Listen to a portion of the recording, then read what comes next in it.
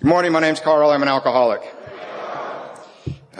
Kevin has been a fantastic host, and I'd really like to thank Bob for asking me here.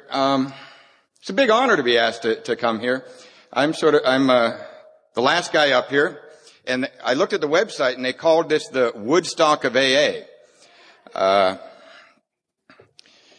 In my position here, I don't know if you guys know this, but at Woodstock, after all the big acts were done, there was this guy that got up as everybody was cleaning up and he played the kazoo. And I met him and he still claims he played at Woodstock. And so that's my position. I'm playing the kazoo.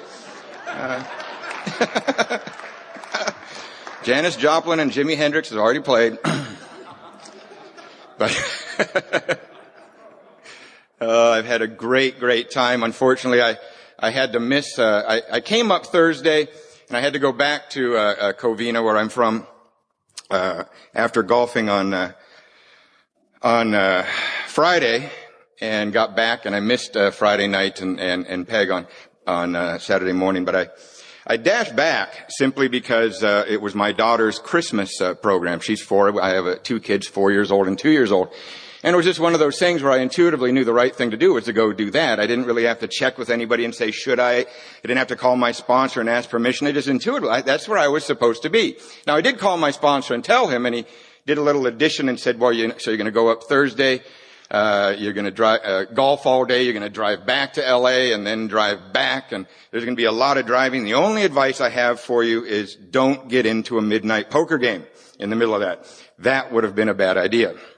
The rest was just, that's just where I was supposed to be. And as anybody that knows me, I'm very irritating with pictures of my children, especially with technology. I can show you videos. I can show you anything. You don't even have to ask me, and I will show these to you. And as I came back, I showed Sharon this picture, and my daughter was it was a nativity play, and she was the little, lamb next to baby Jesus, and she sang a duet with a little boy that was the donkey. And so I was showing this to Sharon, and Sharon goes, Karl, you know I love you, right? And I go, oh yes, absolutely. She goes, but I've known a lot of wonderful women in AA, and I know their stories and mine. Don't be alarmed, but this might not be the last duet your daughter has with a donkey.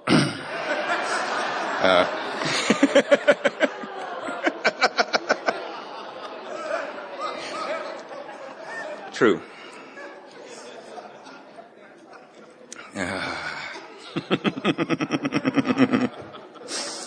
Oh, where am I going? Oh, having had a spiritual awakening as the result of these steps, we tried to carry this message to alcoholics and practice these principles in all our affairs. First thing I want to talk about is that sometimes we never know who's going to be carrying the message at any given time. No clue. I'm just going to tell you this little story. I was in Midland, Odessa. My now ex-wife. Last 5 years have been rather difficult. I got married. Wonderful. We were married long enough to have 2 beautiful kids, and then the marriage didn't work out. And we're being really good separate parents. We really are. And it's really a joy. But I was in Midland, Odessa on January 20th, 2007, and my wife was about 8 months pregnant.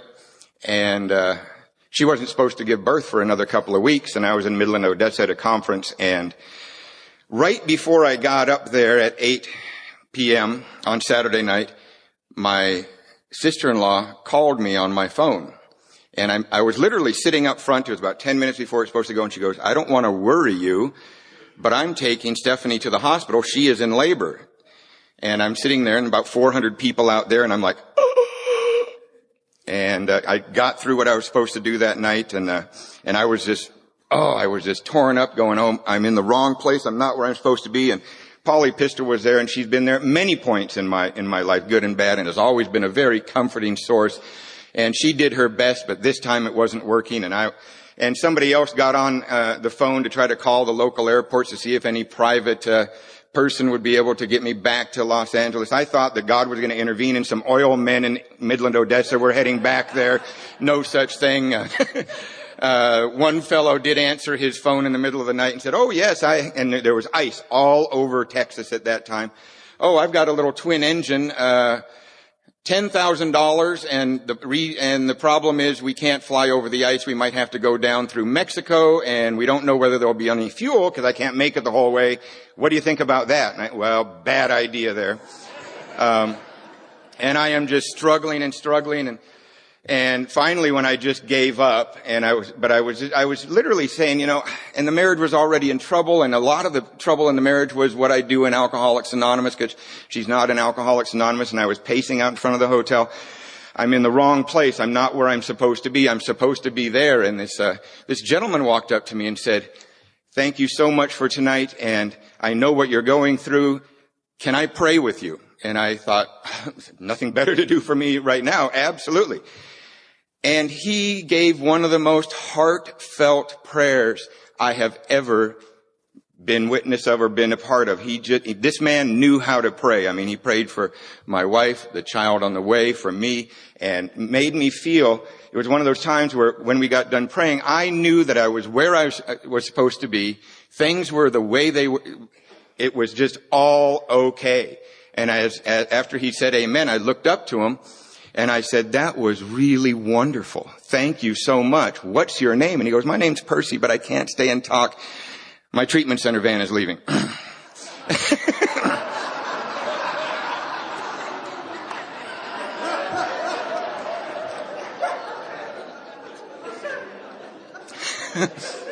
You never know where it's coming from. You just never know where it's going to come from. Long story short, I made it back with 8 minutes to spare, and the doctor was in the catcher's mitt position, and he turned and he said, "You got here." So anyway, that was actually on my 20th AA birthday that my son arrived. A lot of wonderful stuff has happened. And that's the way life is, good and bad.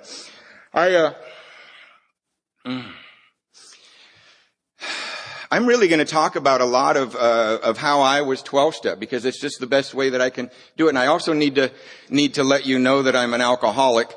It would be sort of foolish of me, and Clancy talked about it last night, that the identification is absolutely vital in carrying any message between us, and that's not just when we're brand new. It just seems that you guys really need to know that I'm an alcoholic, and I'm going to throw a little bit of that out there. And the reason I believe I'm an alcoholic is really very simple. I have a really bizarre relationship with alcohol. That's why I believe I'm an alcoholic. I don't believe I'm an alcoholic because of where I went, what I did, what I lost, or any of that. It's because of my relationship with alcohol. And my strange relationship with alcohol takes on a couple of forms. The first part of my bizarre relationship with alcohol happens when I drink it. A strange thing happens. The book calls it an allergic reaction. The book says that the symptom of this allergic reaction that I have with alcohol is called the phenomenon of craving.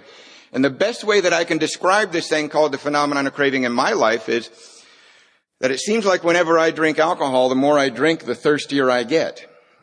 Happens with nothing else, only alcohol. An example of that is I've got a bottle of water, and over the next hour that I'm talking with you, I'll probably drink half of it. I don't know. Maybe if my mouth gets dry, I might drink the whole bottle of water, but I can absolutely guarantee you that once I finish this bottle of water, I'm not going to go lock myself in the hotel room with a case of water.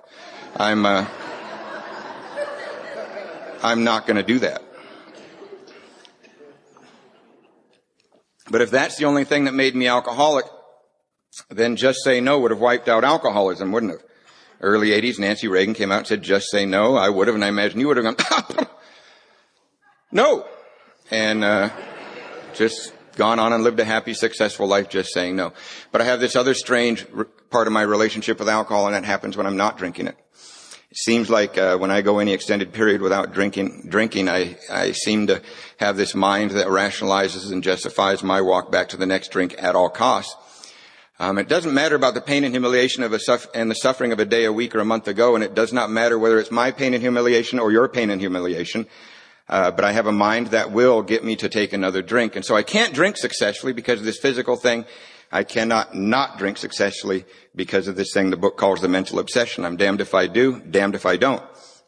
And I battled with that ever since I started drinking. I started drinking much later than most people. I was 11. And by the time I was, and I'm just going to skip right ahead. and I'm going to get into how Alcoholics Anonymous 12-step me and the good people of Alcoholics Anonymous, whether they were consciously aware that they were working the 12-step or not. But the actions that people took in Alcoholics Anonymous is exactly why I get to stand here before you almost 22 years sober. No other reason. It's because of the people doing their job in Alcoholics Anonymous. I wound up in the Navy. I'd love to tell you that at a certain point I got this patriotic feeling and that I should get an education and serve my country. It's actually what happened was a drug deal went very, very badly, and I joined the Navy. The Navy put me on antabuse. Simply, just a little misunderstanding and some miscalculations. I accidentally drove my car through the guard shack at the front of the Navy base. They were very angry. They were reading new charges on me at the hospital, and the Marine in the guard shack was okay. But they were reading new charges on me, and this is nothing significant. New charges are just what happens in a guy's life like mine about every 90 days if you're living the way I'm living. So it's nothing significant. But the most significant thing is the Navy doctors prescribed this stuff called antabuse for me. And they sent this prescription back to the ship's doctor, and every morning before quarters I would have to show up at sick bay, and the corpsman would put this little white pill on my tongue and make me sit there for a half an hour to make sure it actually ingested in my system. And what happened next is, over the next 10 days, I started to experience the most cunning, baffling, and powerful side of this disease called alcoholism. And that is that I had no alcohol or drugs in my system, and I was slowly going insane. I become extremely agitated, frustrated. This wall comes between me and you, and I do not know how to connect with the rest of the world. And I absolutely just self-destruct on the inside. And I remember counting those days on that antabuse, just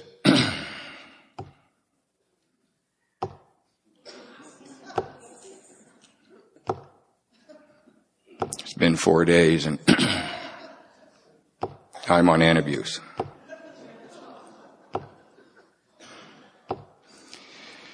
Now it's been 6 days, and I'm on antabuse.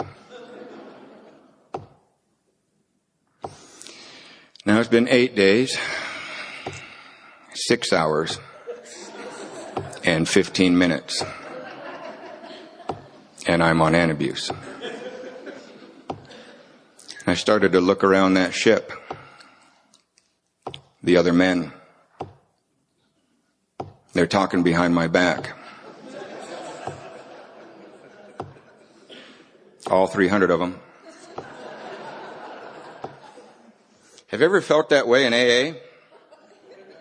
The only difference is that in AA, we are talking behind your back. Only with love and tolerance in your home group, I'm sure.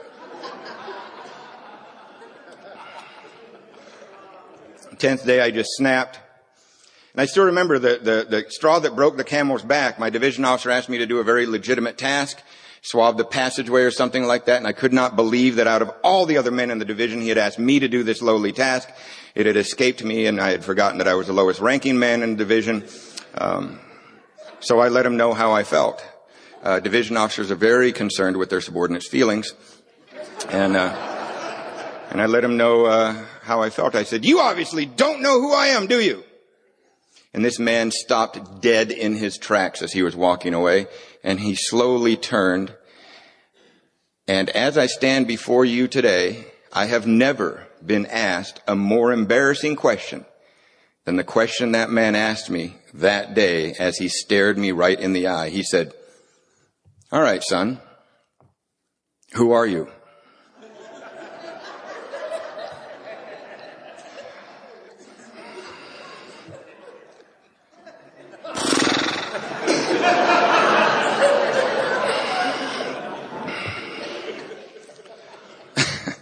So I went AWOL from my ship. I locked myself in a hotel room in downtown San Diego, and Plaza Hotel, 4th and Broadway. It's still there. This would have been 1986. I checked it was $13 a night back then. I checked a few months ago. They've remodeled it. It's now $13.95 a night. I locked myself in this hotel room, and I got a bottle of vodka and a shot glass. And as I sat there on the edge of the bed looking at this rickety little end table with the bottle of vodka and the shot glass there, I remembered that the Navy doctors had given me a very stern warning about drinking on top of antabuse. They had said, son, you need to understand that if you drink on top of this antabuse, you will get one of two reactions. One reaction is you will get violently ill. The other reaction is you might die. I remember looking at the bottle and I thought, well, I wonder which reaction I'm going to get. I took one shot and nothing happened. Authority had lied to me again as far as I was concerned. I waited about 2 minutes just to make sure. And I took another shot. All of a sudden I felt tingly in the face, so I looked in this cracked little mirror that was in this hotel room, and I was blotchy and red, purple in places. Took another shot.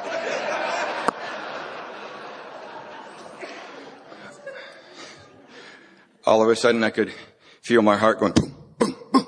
Looked at my shirt, I was drenched in sweat, and then all of a sudden I was like, hyperventilating.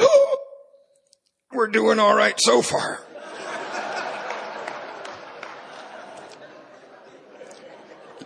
You guys are really sick if you think this is funny.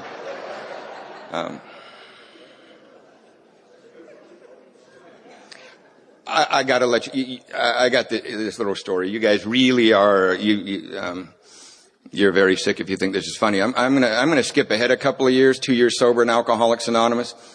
I got an honorable discharge out of the Navy that was actually, Alcoholics Anonymous, a loving God, and a personnelman that lost half my file. That's how that happened. But one of the amends that I could not make while I was still in the Navy was that my parents had paid for a bachelor's degree back when I was like 17, 18, 19, maybe even up until 20. I didn't have one. Actually, at that college, my grade point average matched my blood alcohol content is what was going on. And so one of the amends that I had to make was that I either had to go get what my parents had paid for, or I had to pay them back for that bachelor's degree. And so that's how I wound up in Covina, where I've been the last 20 years. The school that I was going to go to was in Covina, and I got to Covina and I signed up to go to school, and I was taking this telecommunications business bachelor's program. And in the first couple of semesters, I had to take this business presentation course. It's like a speech class designed for business presentations. In the first couple of days, the instructor was just randomly pointing at students in the class and throwing them up in front of the room, giving them a topic, and each student was supposed to talk for 2 to 3 minutes on this topic. And the instructor was doing this just to see what he had to work with for the semester. And after about 7 or 8 students were thrown up there, he pointed at me, and I walked up to the front, and from the back of the room, the instructor shouted out, "Talk about a bizarre situation in your life." So I told them about drinking on top of antabuse. They did not respond the way you guys responded. They were like,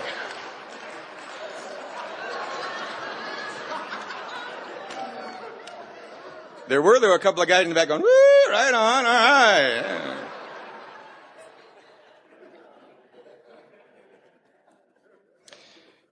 So anyway, I'm back in the hotel room, red face, hyperventilating and sweating. And I took another shot. And up it came my late sponsor, Eddie Cochran, God rest his soul. Just one of the pioneers of Southern California Alcoholics Anonymous. One of the men that really changed the course of my life in Alcoholics Anonymous. He used to call what happened to me next projectile regurgitation.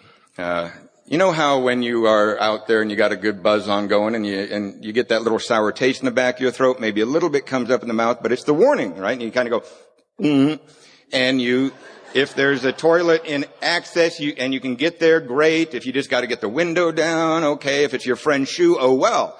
But on this antabuse, there is no warning. It's just, oh, boom. And thank God the Plaza Hotel is the type of hotel room where the toilet's in the same room as the bed. It's a design feature, I believe, to make convicts feel more at home.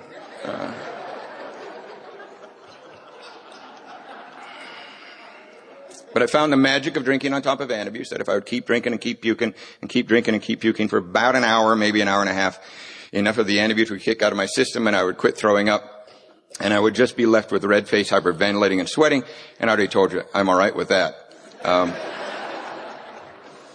So if there is anybody that happens to be on antabuse, I do want you to know you can drink on top of antabuse. I always get nervous that somebody's going to hop up and run out right now. Whoa! There's a couple of pieces of advice I got to give you before you take such a drastic action. If you're going to be successful at drinking on top of antabuse, you have to get two things going on at the very same time in order to do this. First thing you got to do is you got to hang in there. You really got to hang in there. No quitting halfway through. You got to stick it out. And at the very same time, don't die. If you can piece those two things together, I invite you, have at it. Have at it. Drank on top of antabuse the last 7 months of my drinking. My second to my last drunk, I was left for dead in a motel parking lot. It's one of those nights where lots of fists were flying and none of them were mine. Lots of blood seemed to be going and it seemed to be mine. And then I came, next thing I remember is I came to, and you know how when you come to and you look around for evidence as to where are you? Am I in my own room? Or I'm in jail? Oh my God, who's that? That kind of stuff. This particular morning I came to and the first thing I saw were men and women with surgical masks and tools in their hands and bright lights behind them. This is evidence of a very bad night. My last night of drinking, I'm being let out of the San Diego jail. Being brought back up to the quarterdeck of my ship, being transferred from civilian authorities to military authorities. I'm in handcuffs. And that morning, the officer deck put his arm up and said, wrong answer. Orders have already been processed on this loser. The orders are 90 days in the brig, bad conduct, discharge, or treatment. Now, as I stood there in handcuffs, it was apparently some sort of option was thrown out on the table. I do not remember as I stood there in handcuffs thinking, oh God, you are so good. I don't deserve this. I'm ready to get sober. I don't remember thinking or feeling that. Nor do I remember thinking or feeling, hey, if I just act like I want that, that would have been more likely, right? But I don't remember thinking or feeling that if I act like I want this treatment thing, maybe I can beat this rap too. I now know that it would not have mattered what I was thinking or feeling that particular morning because I was in handcuffs. And I don't know about your experience in handcuffs, but my experience in handcuffs was always the same. Whoever had me in handcuffs, never once did they ever turn to me and say, so what's your opinion on this matter? It just never goes that way in handcuffs, does it? When you're in handcuffs, you go where they say. And they took me up to this treatment center up in the north end of San Diego at Miramar. And when the doors were locked behind me, that's when they took the handcuffs off me. That is who Karl Morris is without Alcoholics Anonymous. That is what society feels about how I act out there in the world, is they're ready to take the handcuffs off me when the doors are locked behind me, and rightfully so. I am a danger to you and your children if I do not have Alcoholics Anonymous in my life. That's just the cold, stark, absolute fact. So I'm in this treatment center, and this is when the beginning of when Alcoholics Anonymous and people doing their job in step 12 and the way they were living and what they knew what to do, and even when they didn't even know that they were consciously doing it, how it affected my life. First thing is they take us to, well, you know what? The taper loves this little story. I got to throw this in there. He's even been wearing a name tag for this particular story. In the first couple of days in this treatment center, there was a counselor that was just really trying to get us to talk, and nobody's talking. I mean, there's about 35 of us in these group therapy sessions, and none of us are talking, and we're just arms folded looking down at the ground, and nobody's talking, and he's getting more frustrated by the day. I think he was new at his job. And about the third day, this fellow named Paco from some other base raised his hand, and he says, I'd like to say something. And this counselor, oh, yes, what would you like to say, Paco? Paco said, I hear I'm supposed to be rigorously honest with you guys if I'm going to do this staying sober thing. And I want you guys to know that Paco's not my real name. Paco is just a name I've always used when things look like trouble. And the other day when I got here, this looked like trouble. And but I want to come clean with you guys, and I want you guys to know that my real name's not Paco, it's Randy. Will you guys call me Randy from now on? And, you know, we all just kind of look up from the floor and go, okay, whatever. Nice to meet you, Randy. But this counselor got really excited. Oh my God, this is the first breakthrough of any honesty of any of you SOBs. And later that afternoon, they paraded Randy up in front of us. They slapped a gold name tag on him that said Randy. And then we were all informed that whenever staff was not around, Randy was in charge. And Randy loved his job. We hated Randy.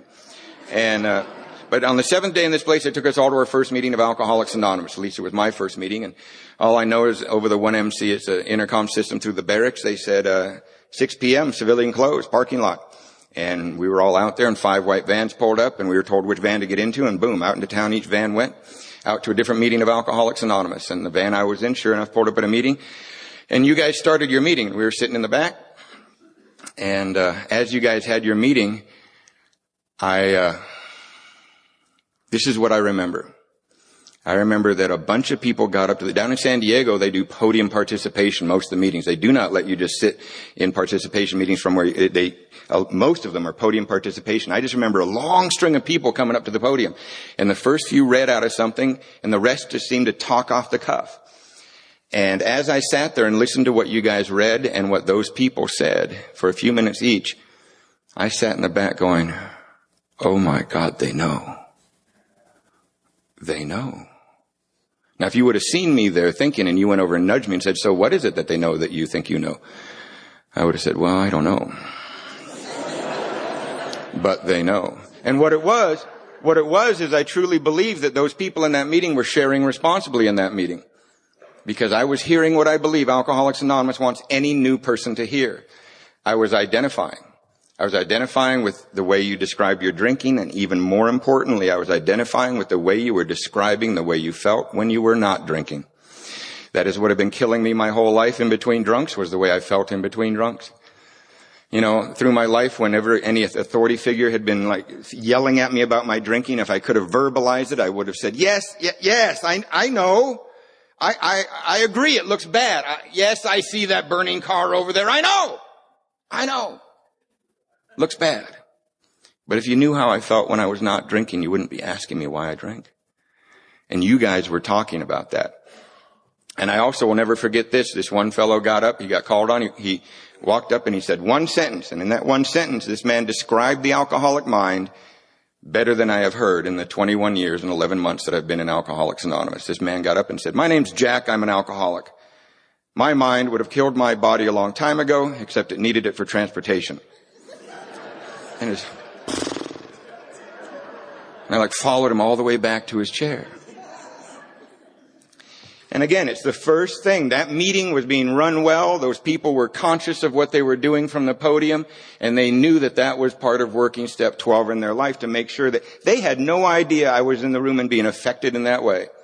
But because I'm sure that they were responsible members of Alcoholics Anonymous and they had guided their group to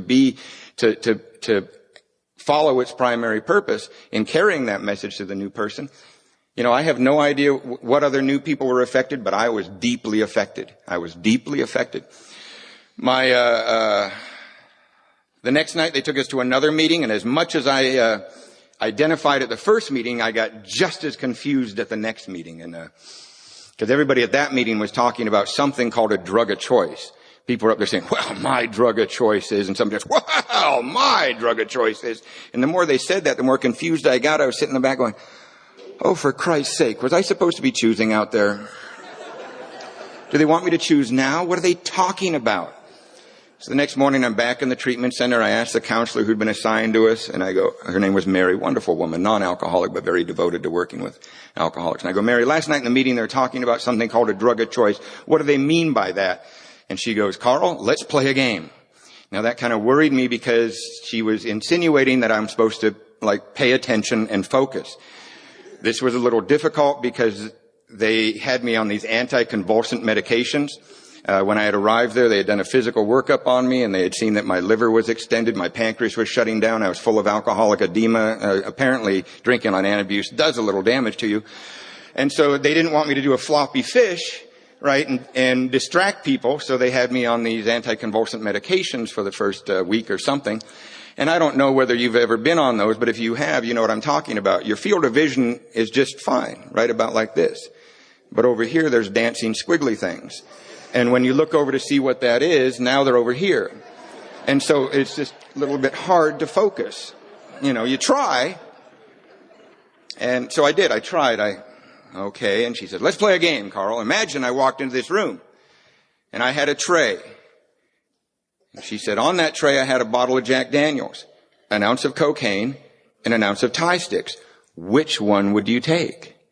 I started to drool immediately, just, oh, take them all. And she started to snap her fingers. Settle down, Karl, play the game.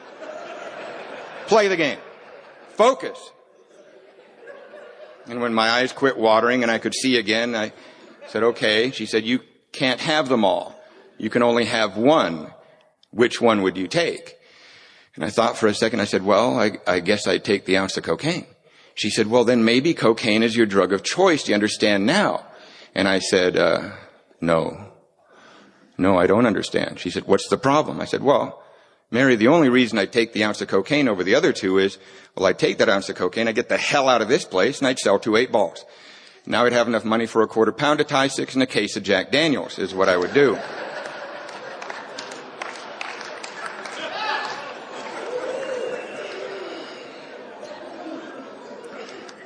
Now, the only reason I bring that up is to bring up a very important aspect of Alcoholics Anonymous, and you need to, and it has to do with working with other people.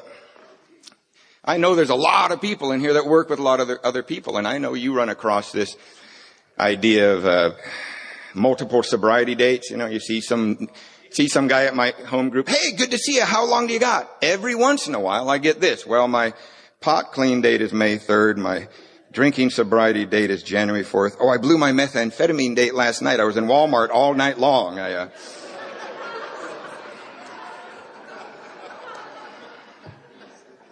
One sobriety date. Funniest thing I ever heard about sobriety date. Same scenario. I saw this guy around my home group for a while. Went up and said, hey, good to see you. How long do you got? He said, well, I had 90 days, but I drank last night. So now I have 89 days.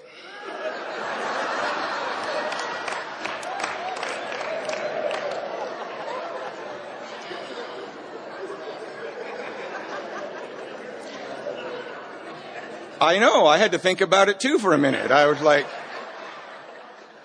if I missed something here? I think it kind of falls in the same category as being down in Mexico looking at the tequila going, would that affect my U.S. sobriety date? Yes. Yes. Sobriety dates are international if you're new. Just a little piece of information. That's all.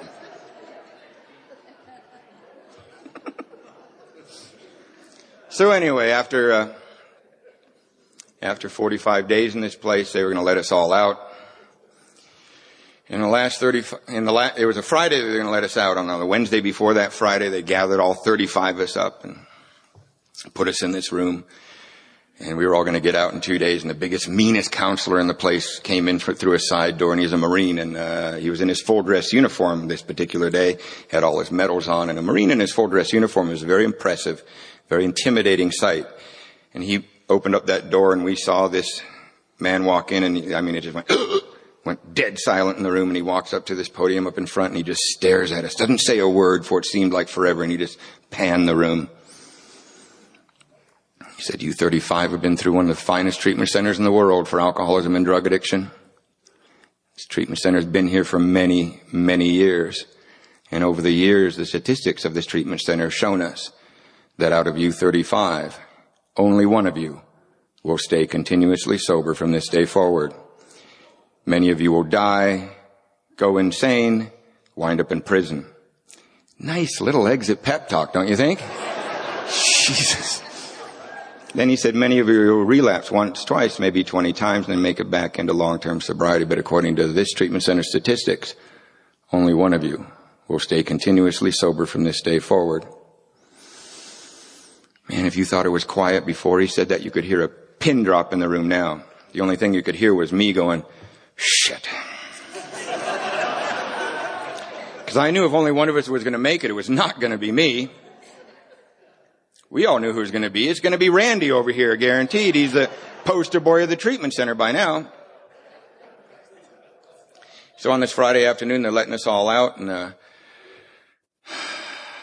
people were taken back to their ships, bases, and commands in various different ways. And there was about 3 or 4 of us that had been arrested in vehicles the night before we were thrown into this place, and I was one of those. And there was about 4 of us that had to stand on the front doorsteps of the treatment center with our sea bags at our feet, waiting for them to bring our vehicles out of the impound lot. And it took an extra 45 minutes or something. And as we stood there, one of the guys I'm standing with points at the other edge of the parking lot, and there's a car coming across the parking lot, and he goes, hey, is that Randy in that car? And we look a little closer. Yeah, sure enough. As he got a little closer, one of the other guys says, "He's drinking already." Sure enough, he's got himself a pint. He's polishing it off. He rolls right in front of the front doorsteps of the treatment center where we're standing. He rolls down the window. He throws the empty right at our feet. Crash! We're like, whoa! We look up. He gives us all the finger and he drives right off. I guess his name was Paco again, I guess. I don't know.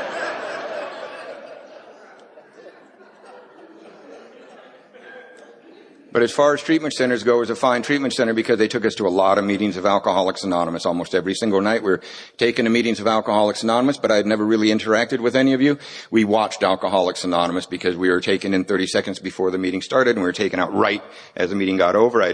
We never saw any of the same people. We went to different meetings all over San Diego County, but I had been watching Alcoholics Anonymous for some 35 days.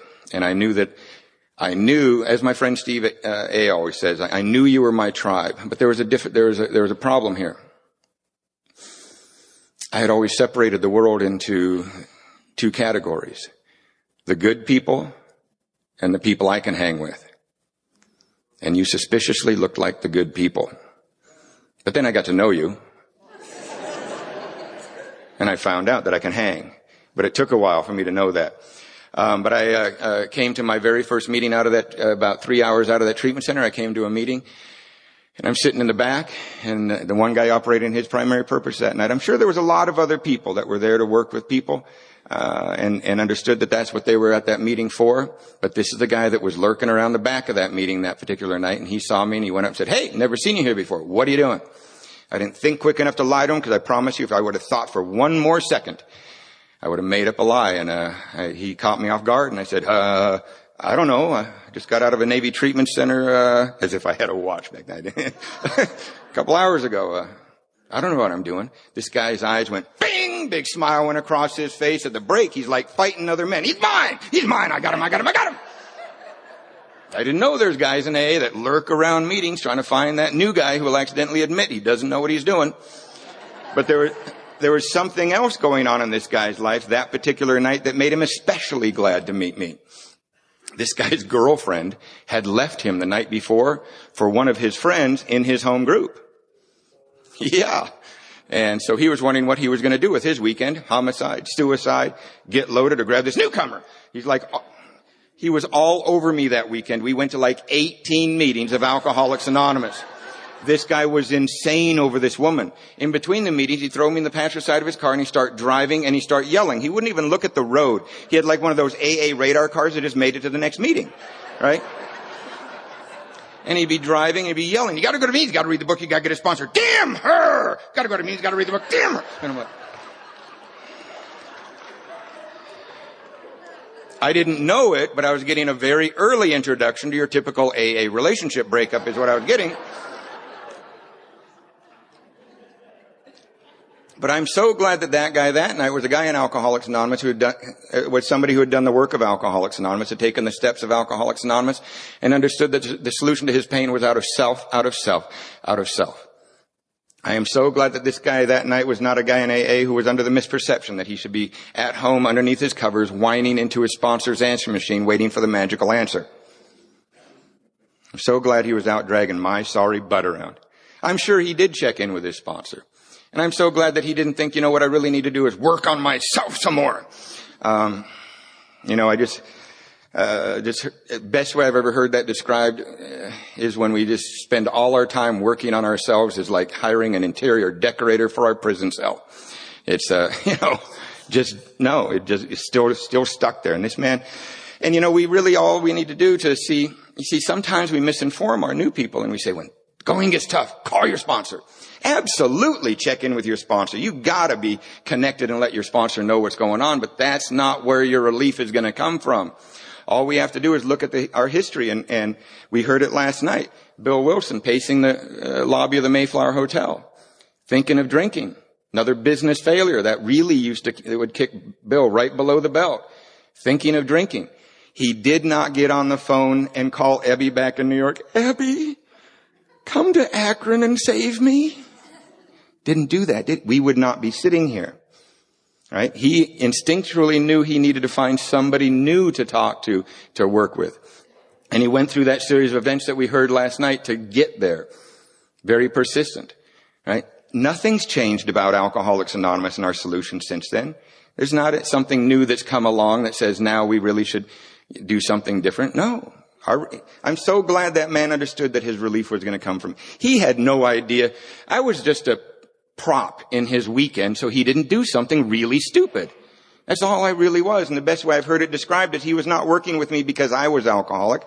He was working with me and dragging me around because he was alcoholic. And he understood that concept. And by going to so many meetings in the same area of town, I learned something really valuable about how we go to meetings of Alcoholics Anonymous. And once again, these people were not even conscious of themselves, of how they were affecting me in that particular weekend. As I said, in the treatment center, we never went to the same meeting. And there's reasons behind that. The treatment centers do that you're at different meetings. You never know which meeting you're going to. And so I never saw any of the same people. But by going to so many meetings in the same area of North San Diego with that guy, I saw other people that were at multiple meetings over that weekend. Now, I didn't see anybody else doing 18 meetings, just me and that guy. But I saw other people that were at 2 or 3 meetings over that weekend. And what I learned about how we go to meetings of Alcoholics Anonymous, especially when we're new, I'm going to correlate it to a football game. Now, a football team is out there on the field for one reason and one reason only, to win the game. And how do they win that game? They huddle up, they make a plan, and they do one play. Then they huddle up again, they make another plan, and they do one play.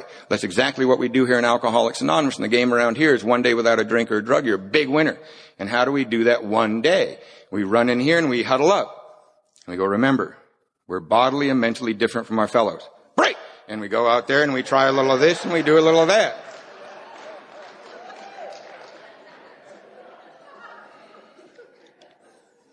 Got back to my ship after that weekend, and then one other sober member of Alcoholics Anonymous was waiting for me. His name was Bob W.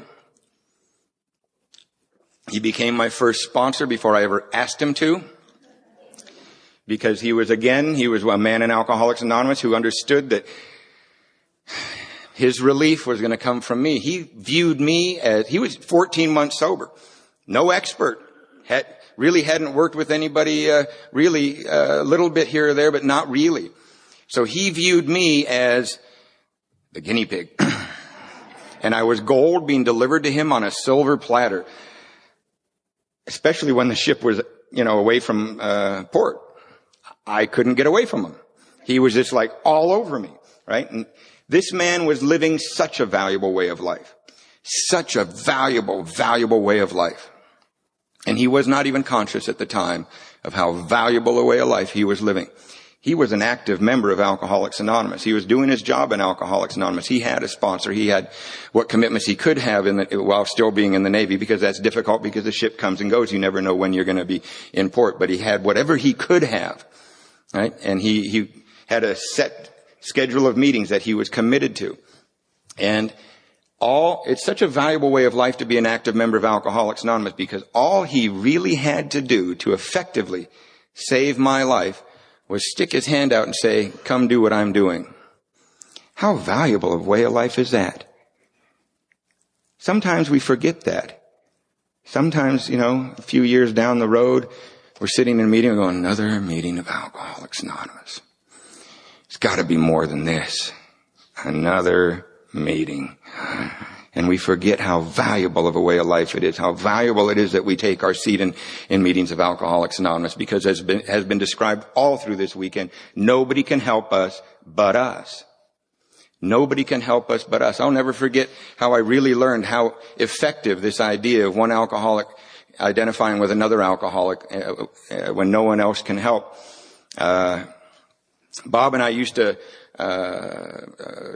whenever the ship would pull into a port somewhere, we would often split a hotel room, and we would go find the AA club wherever we were, and we did that just to get off the ship. If you've ever been, how many people have actually lived on a Navy ship before? You know what I mean. You want to get off the ship.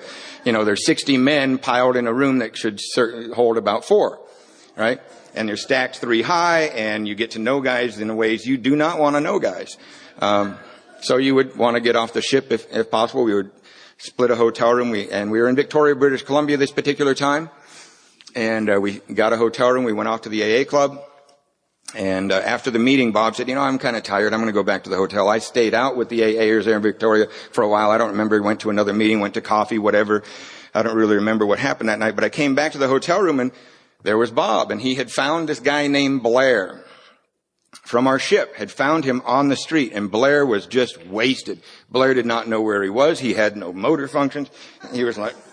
And Bob had him propped up against the headboard in the hotel room, but with an end table and some pillows and a chair. And Blair was sitting there like that. And Bob was reading the big book of Alcoholics Anonymous to him. Now, I looked at this scene, and it's like, this is ridiculous. Blair doesn't even know where he's at. Bob, why didn't you just stay out with me with the AAers? We had a great conversation if you were that desperate, And I don't know, I threw my 2 cents in, and Bob wheeled him back to the ship and plopped him into his rack or something. Last I heard of Blair for a couple of weeks, and we were back in port in San Diego a couple of weeks later, and it's 3 a.m. in the morning, and I'm in my rack on the ship, and all of a sudden, what? And it's Bob. He goes, Karl, get up. What? He goes, Blair's on the bridge. We're going to get him. Over the last couple of weeks, apparently Blair had been trying to drink, trying not to drink, trying to drink, trying not to drink. Apparently he was at the jumping off point. He's up on the Coronado Bridge. And I don't know if you guys know about the Coronado Bridge, but it's an extremely popular suicide spot. Such a popular suicide spot that they actually have a suicide hotline phone up at the top, just in case you have a change of heart, right? And Blair had apparently gotten onto this suicide hotline phone and was talking to a well-meaning, highly educated counselor on the other end. And this is apparently what Blair was telling the counselor on the other end. I will only talk to Bob W. The counselor was saying, who's Bob W? And Blair was saying, it's anonymous.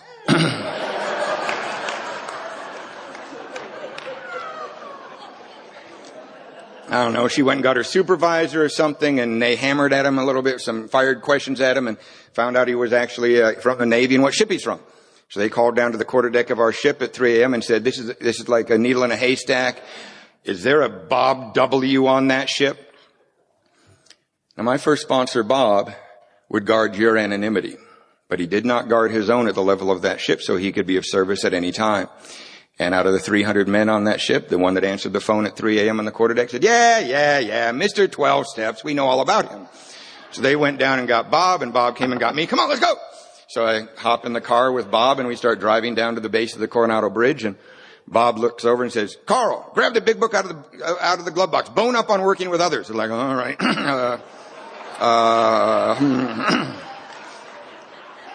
And he says, forget it. We're going to wing it. Forget it.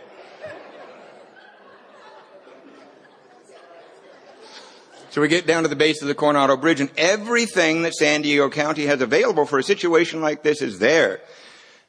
Fire department's there, paramedics there, police there, the on-duty psychologist is there. And they have this portable phone contraption wired up to the top of the bridge.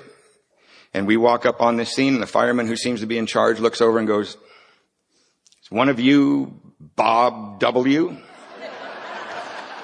Bob goes, yeah, that's me. He goes, I don't know what you're going to do. We've been talking over an hour and a half. You ain't budging, but go ahead. Hands them this little speakerphone contraption, and Bob says into it, Blair? And you can hear on the other end, Bob, is that you? Bob says, yes, Blair, it's me. Now get the hell down from that bridge. Okay.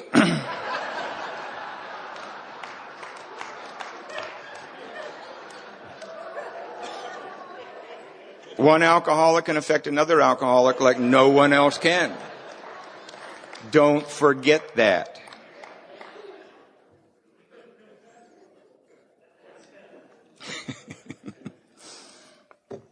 Oh. Got out of the Navy 2 years sober. And Bob was also here. Again, Bob had no idea what he was really doing with me. He was no expert at working the steps. He was, when he met me, he had just barely finished his own inventory. So out of ignorance, in my first year of sobriety, he fed me Alcoholics Anonymous in its purest form. When the ship would be out at sea, we would be down in this little battery shop, down at the bottom of the engine room, every night with that big book of Alcoholics Anonymous, reading it back and forth to each other. And again, out of ignorance, he did. In fact, I guarantee you, he probably screwed up. You know how when you're going through the book with somebody and, you're going through the forwards and you're trying to explain who this certain American businessman, and then you tell the story of Ebby and Roland and all that type of stuff, right? I bet you anything he mixed up Roland Hazard and Debbie Thatcher. Who cares? Step 12 says, having had a spiritual awakening as the result of these steps, we tried to carry this message. It does not say you'd better become an expert first, or don't you dare. You better make sure you go to X number of workshops on the steps and how to teach the steps, or don't you dare. It says we tried, and that's all he was trying to do, was just try. And he fed me Alcoholics Anonymous in its purest form in the middle of the Pacific Ocean. Two men, when big book of Alcoholics Anonymous, reading it back and forth, and when it asked us to do something, we did it. And what happened to me in the beginning was that in the first time I went through the steps, and I had started on my amends, I did not get an overwhelming thing that I thought, I've now had the spiritual awakening that is promised in Alcoholics Anonymous. Didn't happen for me. Maybe it did for you. Did not happen for me. Sounds strange, doesn't it? What happened for me is the way I like the way it's described in the appendices under spiritual experience, is that what happened to me is a personality change sufficient to bring about recovery from alcoholism. When I first took the steps, that put me in a position where recovery from alcoholism can now begin. Because enough was cleared away. I understood the mechanics, but I was not going to get what's promised in Alcoholics Anonymous until I ever so feebly try to do with someone else what had been done for me. My deepest insights into my life has never happened by my looking at my own life. My deepest insights in my life and those moments of have been happening when I've been interacting with you. That's where it's been happening. That's where my soul feels like it's whole, is when I'm interacting with you and trying to be of service and trying to do what I'm supposed to do in Alcoholics Anonymous. It has never come from over self-analyzation, right? When I got out of the Navy, and Bob still had to do 2 more years in the Navy, and the ship was going to Asia for what they call a Westpac tour, Western Pacific tour, and he was going to be gone for over a year. So we made a decision. I needed a new sponsor, and I pulled up into, as I said, I got to Covina. I was still push starting the same car I got sober with. I used to call it my Rolls Canardly, kind of car that rolls down one hill and can hardly make it up the next. Little 68 Volkswagen, hole in the floorboard, hits on about 2 cylinders, and I'm 2 years sober, and I'm driving up to Los Angeles. Everything I owned is in that little VW, and and I'm thinking, you know what, I need to get a life. I really need to get a life. I've heard people talk about getting a life in Alcoholics Anonymous, and I need one of those. And I'd signed up for school, and I knew I was going to have to work, and I started thinking, you know what, I'm going to be going to school, I'm going to be working. I'll get to meetings when I get a chance, but you know what, I need to get a life. And when I get a life, then I'll get more active in Alcoholics Anonymous. And this is what I was thinking on the way up, and all of a sudden some guy in a nice car blazed in front of me, honked at me like I was in his way, and I was like, oh God, I got to get a life. And I pulled into the 502 club in Covina, simply because I had no idea about what the town of Covina was about. It's actually self-proclaimed as a sobriety capital of the world. Yeah, we're the only ones that claim it, though. And I was frustrated when I first pulled in there because the parking lot is flat. One of the tools for living you need to have when you are push starting your cars, you look for inclines, right? This was frustrating. I saw it was flat, but I went into the meeting anyway, and that's where I met the man who became my sponsor for the next 10 years. His name was Eddie Cochran. As I had said, he was one of the pioneers of Southern California Alcoholics Anonymous. He was really one of the first alcoholic drug addicts to come into AA in 1951. And he always made the joke of, whenever they let him up near the podium, he would start telling them that he was dropping reds, and they all thought he was killing communists. And then he'd start talking about uppers, and they thought he was talking about teeth. And you can imagine how they responded when he started talking about smoking shit. It's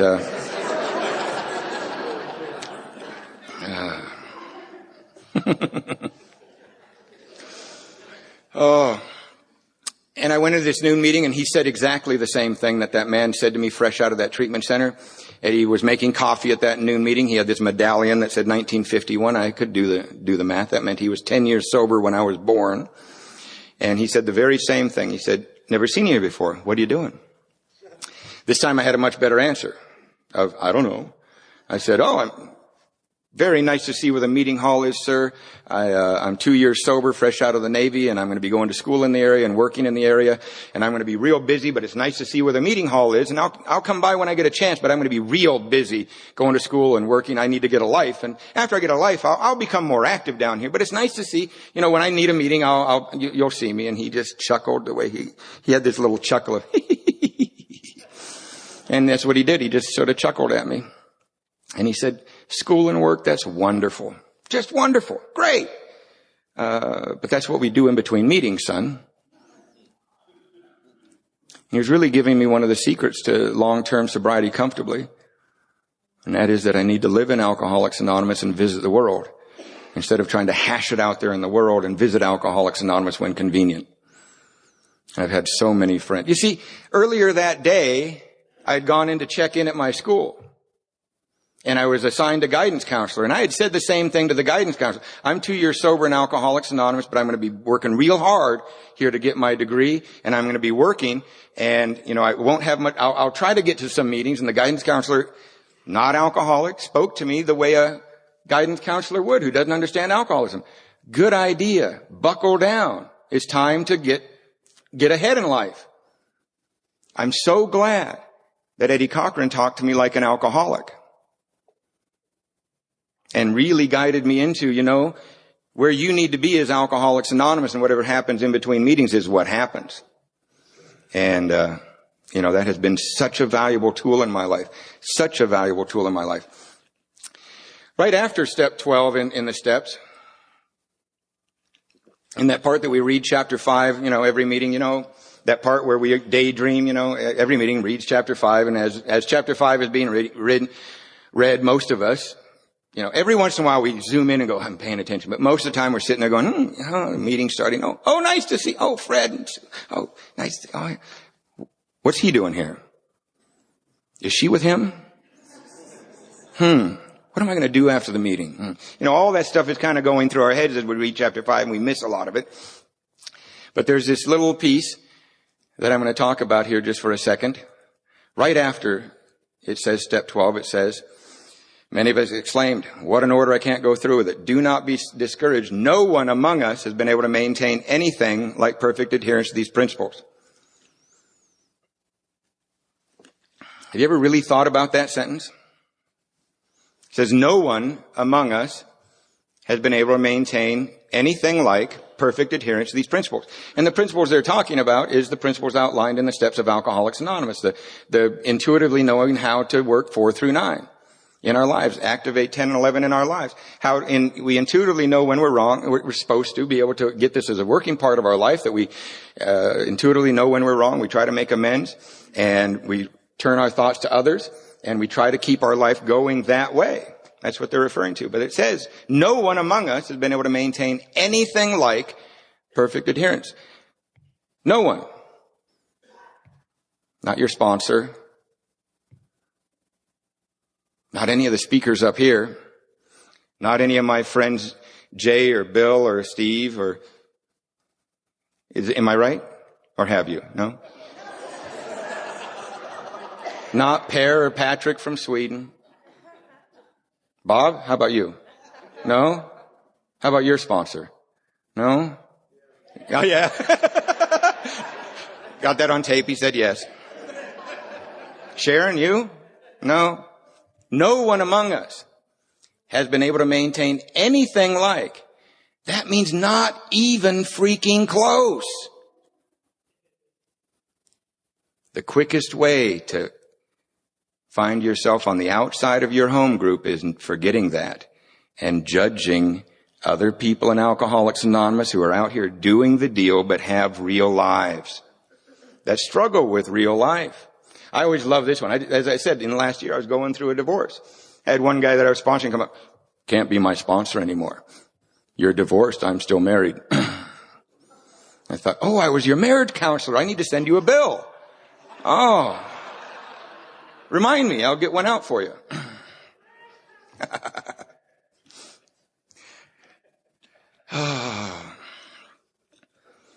And I have failed. Here, I'll just throw it right out there. I've failed, and I fail in public all the time in my home group, right and left.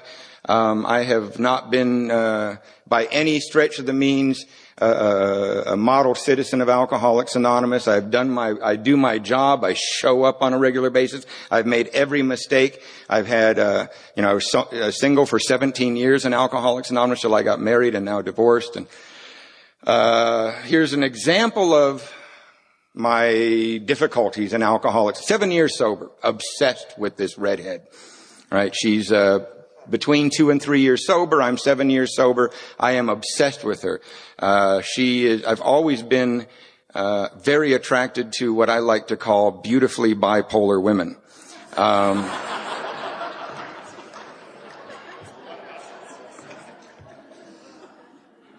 And she was as unstable as they come, but man, she was a kind heart, and she still is. She really is. But she has struggled with a lot of things in her life. But I was just obsessed with her. And we were doing the AA dance of death. Dating, not dating, dating each other's friends, dating again. And this one point we were in the middle of a breakup, and it was a Monday night 4-speaker meeting in Covina, and there's about 175 people at this meeting, and I probably had 8 or 9 guys that I sponsor in the room, and we were in a breakup, and she showed up dressed really sexy. I mean, little shorts and these boots, and I knew it was at me, and for all I know, she might not even known I was there, but I said something about it. And she got angry, and the meeting was about ready to start, and we're fuming, and I think, you know what, I need to get out of here because it's gonna get bad. It's gonna get bad right at the home group. And, so at the break, I start walking to my car, and she comes up at me, and she is just yelling at me. And everybody's like, and everybody's outside, and she is just screaming at me. And I get into my car, and she, in boots, like big boots, climbs up onto the hood of my car and is pounding on my windshield. And I mean, if you guys know the 502, there's about 100 people out front. And she is screaming, and I put it into reverse real quick, and she, boom, right down on the curb, and she's sitting there. This all sounds very sick.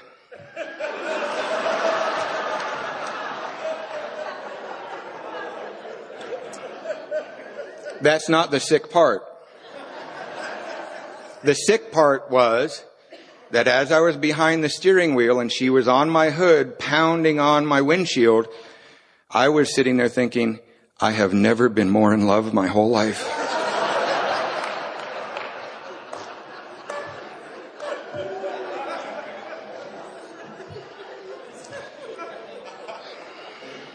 I still have never lived that down. I mean, other people tell that story. They tell it wrong, though. So that's why I got to throw it out there a couple of times to try to get it straight. Oh.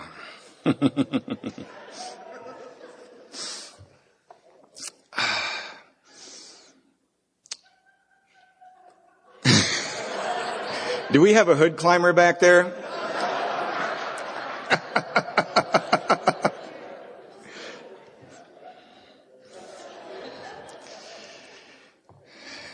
I don't know about you, but I never feel more whole as a person than when I am doing my job in Alcoholics Anonymous. That's when I feel completely whole as a person. That's when I can answer that question, who are you? When I'm not, I get stunned by that question, whether somebody asks it or not. But when I'm active in Alcoholics Anonymous and I'm doing my job and I'm taking my seat and I'm going where I'm supposed to be, where I'm asked, and I'm doing what I'm supposed to be doing, and ever so feebly trying to practice these principles in my affairs, and trying to resolutely see where I am wrong, and making amends as quick as possible, and turning my thoughts to others. That's when I feel like a whole person. That is my drink. That's my substitute for alcohol, just like the big book says. It's never been more of a test in practicing these principles in my affairs as the last year going through a divorce. Anybody ever going through a divorce they just absolutely loved? No, hands went down quick. But it's always nice in Alcoholics Anonymous. The beauty about going through a divorce in Alcoholics Anonymous, you're never more than 1 seat away from somebody who has experience in this. It's really true. It's really true.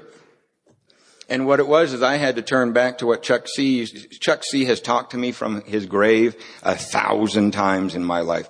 When I was new, I don't know if you guys have heard a couple of his tapes where he would just yell out, "Surrender!" And I mean, I would just feel it reverberating in my car, and my soul would just drop, and I would hear what he is saying. And he started to, and again, from his grave, he was talking about all you need to do is find out what other people want and need and try to help them get that. And all my ex-wife wants to do is be a mother and have some security. And so my job is to give that to her. My job is to be the best ex-husband I can possibly be, and to be the best single father I can possibly be. It's not my job to decide what the path of her life is at all, in any way, shape, or form. And you know what? When I view it that way, she is the best mother I have ever seen. I swear it. She's the best mother. I could not imagine a better mother for my children. I can't. Now, I could not see that in the first 3 or 4 months of the beginning of the divorce at all. I could not see past my nose. But I was trained to do what I do in Alcoholics Anonymous, and I've kind of screwed myself lately because when the divorce started happening, I had to move out, and I left them there in the house. I started saying yes to every phone call that came along. I didn't even look at my calendar. Yes, yes, yes, yes, yes, yes. More calls. Yes, yes. Because I knew I was going to have a really tough year and a half ahead of me, because I've heard divorces are really tough. So I was like, yes, yes, yes, yes, yes. People would call my office and say, somebody's calling from Louisiana. Yes. And I'm screwed now till late 2010. And nobody said I'd be fine by March. I really am. I've been, everything has resolved itself. We're doing really, really well. I remember, Charlie and Katie, when I was somewhere in Texas with you guys, and remember I was just falling apart. It was not okay then, was it? It was not okay. It's okay. It's okay. And I have experienced something with my children that without Alcoholics Anonymous and you teaching me how to act out there in the world, I would have completely missed. I have experienced this level of unconditional love that I did not know was available on the planet. See, I had only experienced in my life reminded, I like to call it reminded unconditional love. It's where you're acting like an ass. I have to remind myself, oh yeah, love is unconditional, right? And I get back to that, reminded unconditional. With kids, it's instinctual. It's just there. And I love my kids with all my heart. I would never trade them for the first drink. Never in a million years would I trade my kids for the first drink. But I'm alcoholic. I understand my alcoholism. Although I would never trade them for the first drink, I would trade them for the second drink like that. Therefore, I must stay in the center of Alcoholics Anonymous. There's no choice. There's no ifs, ands, or buts about it. There's no wiggle room in any way, shape, or form. My job is to stay in the center of Alcoholics Anonymous and be with you. God bless. This has been a wonderful weekend, and I hope I played the kazoo well.